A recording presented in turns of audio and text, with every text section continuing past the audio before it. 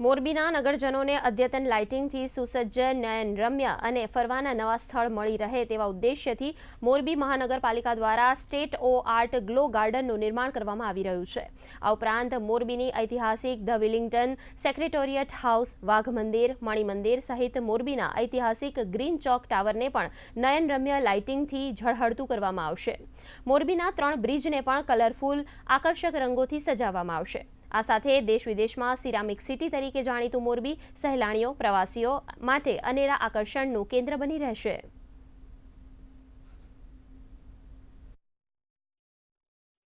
मोरबी की ऐतिहासिक धरोहर मणि मंदिर और ग्रीन चौक टावर पे भी कॉरपोरेशन के द्वारा विविध प्रकार की डायनेमिक लाइटिंग का काम बहुत ही जल्द चालू किया जाएगा, जिसमें मणि मंदिर के चारों तरफ कायमी लाइटिंग हो, साथ ही साथ जो ग्रीन चौक टावर है वहाँ भी कायमी लाइटिंग हो और विविध प्रकार के कलर की सुविधा भी हो।